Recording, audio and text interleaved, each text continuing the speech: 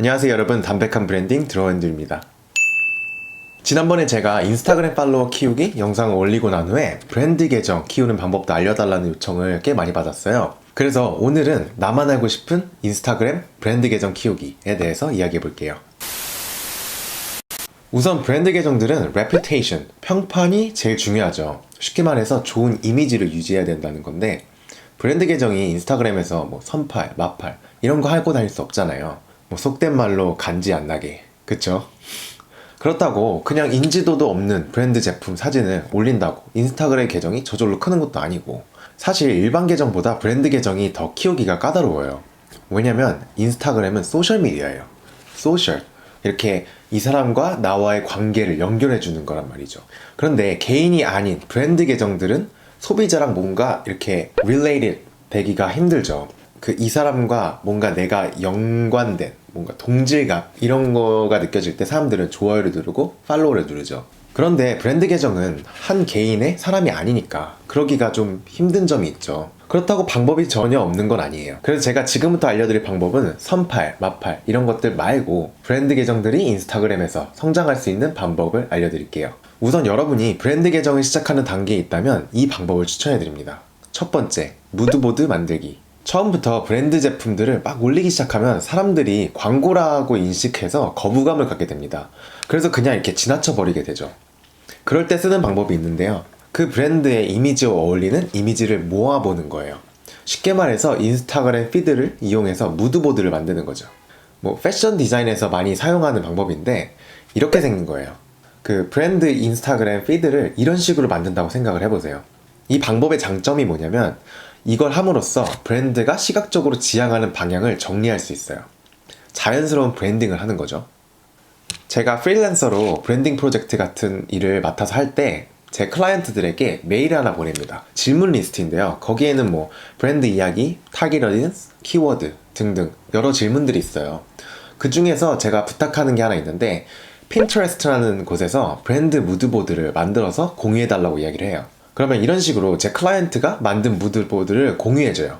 그러면 제가 여기서 몇 가지 공통된 디자인 에셋들을 뽑아서 그것을 바탕으로 브랜드 디자인을 하기 시작하죠. 예를 들어서 패션 브랜드라고 한다면 그 패션 브랜드가 지향하는 스타일이 있겠죠. 뭐 미니멀룩이면 미니멀룩, 뭐 복고면 복고, 특정 컬러 팔레트도 있을 거고, 이런 것들을 모아서 인스타 피드를 장식하는 거예요. 이렇게 하면 우선 컨텐츠 제작에 부담이 줄어들면서 보기 좋은 피드를 만들 수가 있어요. 또한 시각적으로 사람들을 매료시킬 수 있죠. 그러면 이때부터 여기에 맞는 해시태그를 이용해서 이렇게 잘 꾸며진 계정 피드를 사람들에게 노출을 시키는 거예요. 이때는 우선 브랜드의 아이덴티티가 많이 노출되어 있지 않는 상태니까 브랜드와 관련된 해시태그로 들어가서 좋아요를 많이 눌러도 괜찮아요. 그러면 이렇게 계정을 어느 정도 키웠으면 슬슬 중간중간 브랜드 제품 사진을 끼워 넣는 거예요. 대신에 자연스럽게 그 트랜지션이 스무스하게 갑자기 브랜드 계정으로 돌변하는 게 아니라 중간중간 한두 개씩 넣어가면서 아래부터는 예전 사진을 조금씩 지워나가는 거예요. 그렇게 자연스럽게 브랜드 계정으로 탈바꿈을 하는 거죠. 그래서 이제 어느 정도 브랜드 계정의 모습이 갖춰졌다 싶으면 여기서 점프를 해야겠죠. 이때 필요한 게 두 번째 방법인 인플루언서 마케팅입니다. 쉽게 말해서 인플루언서들이랑 일을 하는 건데요. 여기에는 여러 가지 방법이 있어요. 그 중에 가장 기본적인 게 제품을 협찬해주는 방법이죠. 이게 인플루언서들의 가격에 따라 거기에 광고비를 더 얹어주기도 하고요.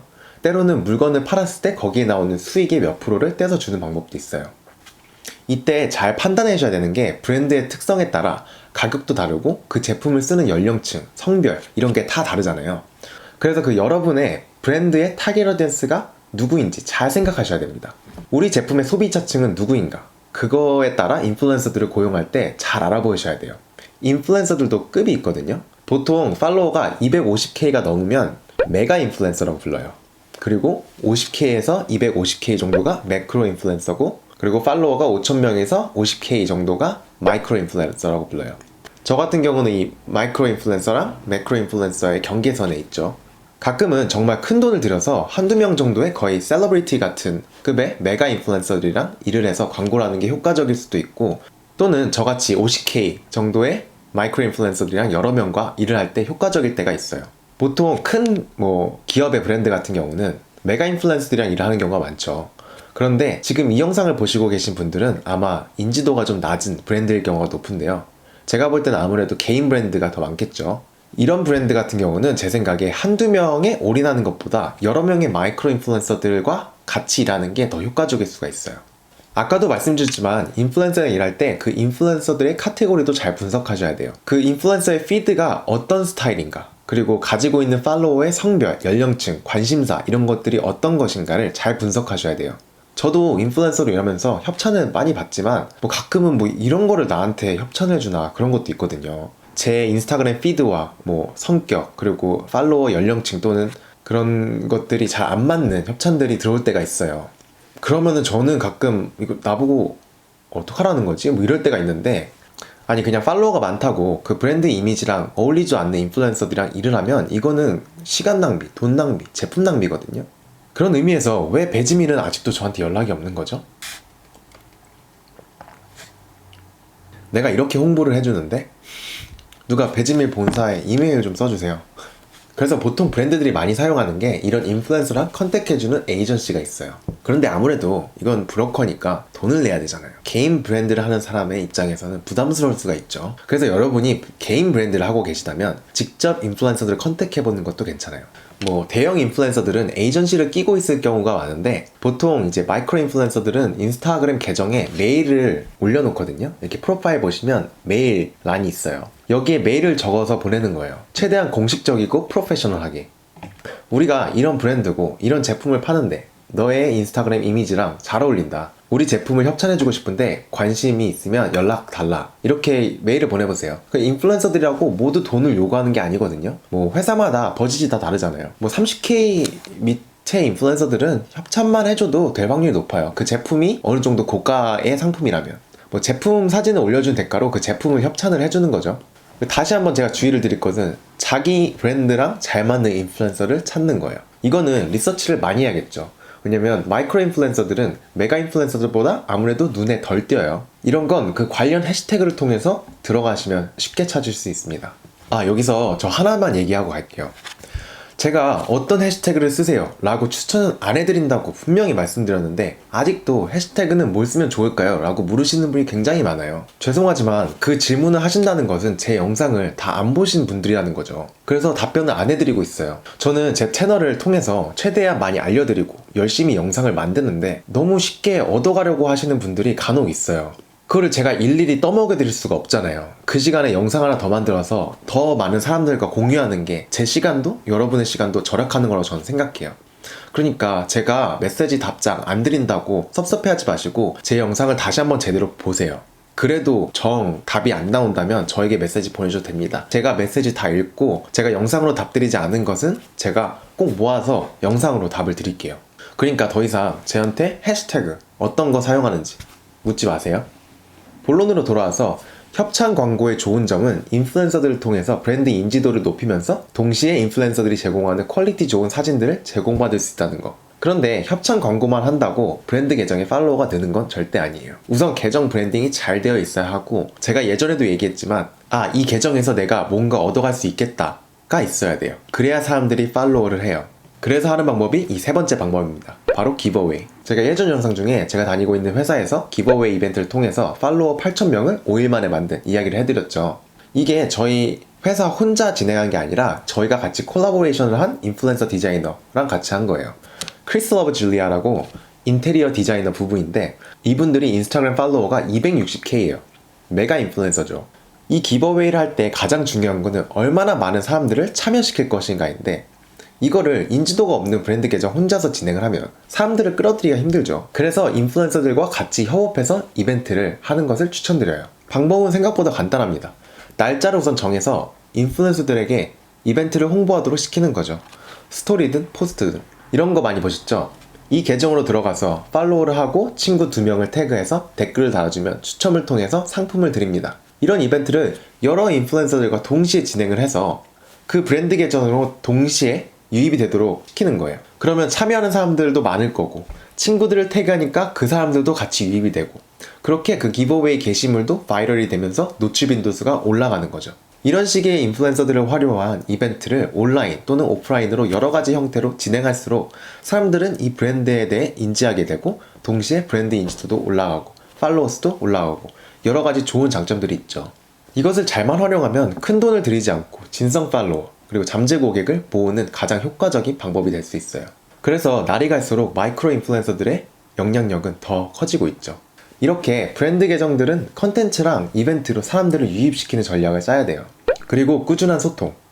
브랜드 계정일수록 인플루언서들 뿐만 아니라 팔로워들과 꾸준한 소통이 중요해요.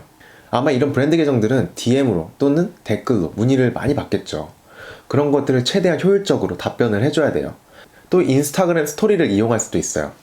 여기에 정말 다양한 기능들이 있거든요. 뭐 투표를 하는 것도 있고 질문을 받는 것도 있고 뭐 굉장히 다양해요. 이런 걸 브랜드 익스피리언스, 뭐 커스터머 익스피리언스라고 하는데 사람들의 참여를 유도하면서 꾸준히 팔로워들과 소통하고 진성 고객들을 확보하는 거죠. 자, 그러면 다시 되짚어 볼게요. 처음 계정을 만들었다면 인스타그램을 브랜드의 무드보드처럼 만들어서 소통을 해요. 그렇게 브랜드 이미지를 좋아하는 어디언스를 확보하는 거예요. 그리고 조금씩 브랜드 계정으로 전환을 시킵니다. 여기서 주의할 점은 스무스하게, 아무도 눈치채지 못하게 제품 사진들을 조금씩 끼워 넣으면서 브랜드 계정으로 전환시키는 거예요. 그리고 두 번째로 인플루언서들과 협업을 통한 협찬 광고. 여기서는 자기 자신의 브랜드의 성격과 잘 맞는 인플루언서들을 찾는 게 중요해요. 해시태그를 통해서 찾는 게 가장 중요하죠.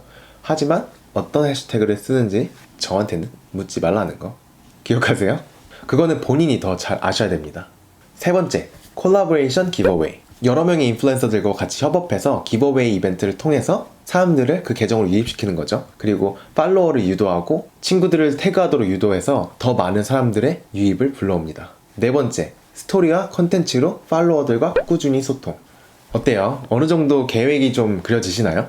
물론 전문 마케터나 소셜미디어 코디네이터를 고용한다면 좋겠지만 개인 브랜드를 하는 사람은 현실적으로 사람을 고용하기가 쉽지 않잖아요. 보통 직접 인스타그램 관리를 하니까. 그러니까 이 영상에서 제가 알려드린 방법들, 그리고 제가 그동안 알려드린 알고리즘을 잘 익히셔서 브랜드 계정을 멋있게 한번 키워보세요. 그리고 나중에 대박 나셔서 저 협찬해 주시는 거 잊지 마세요. 아, 그리고 여러분, 저 사부작 토크라는 거 시작한 거 아시나요? 제 개인적인 경험, 이야기를 편안하게 들으실 수 있도록 만든 영상이에요. 지금 아직 2개밖에 올라가지 않았는데 아직 인스타그램 관련 영상에 비해 뷰가 많이 나오고 있지 않고 있어요. 그런데 제가 앞으로는 이곳에서 인스타그램 꿀팁들을 풀 거니까 꼭 확인해 보시기 바랍니다. 제가 아직 가지고 있는 이야기들이 너무너무 많아요. 이것들 빨리 풀고 싶거든요. 그러니까 뭐 인스타그램으로 돈 버는 법 이러면서 알려준다고 하는 사람들 이상한 곳에 가셔가지고 허투루 돈 쓰지 마시고 제가 이 채널에서 계속 좋은 정보들 풀 수 있도록 좋아요, 구독, 댓글로 도와주세요. 이 채널을 유지하는 데 큰 힘이 됩니다. 아, 그리고 여러분, 제 영상 공유한다고 해서 여러분들의 팔로워가 누구한테 뺏기고 이런 게 아니에요. 그러니까 우리 나만 하고 싶은 채널 이제 그만합시다. 우리 다 같이, 그러니까 제가 항상 얘기하는 거 있잖아요. 상생. 우리 다 같이 잘 돼야 돼요. 그 한국 안에서 서로 이렇게 컴피티션 하는 게 아니라 우리는 앞으로 눈을 세계로 돌려갖고 다른 외국인 팔로워들을 한국 계정들로 다 같이 데려와야 돼요. 그래서 우리 다 같이 커갖고 세계로 나가야 되는 겁니다. 글로벌 마인드셋. 우리 뭐든가 필요한 거예요. 특히 브랜드 계정. 왜 한국에서만 물건 팔려고 하세요? 중국에도 팔 수 있고 일본에도 팔 수 있고 미국에도 팔 수 있고 세계로 눈을 돌리면 그 시장이 어마어마한데 자꾸 그 한국에서만 경쟁하려고 그러지 마세요. 그러니까 제 영상 많이 공유해 주시고 좋아요, 댓글 많이 남겨주세요. 그러면 오늘 영상도 봐주셔서 감사하고 저는 다음 영상에서 뵐게요. 들어오 앤 들어가세요.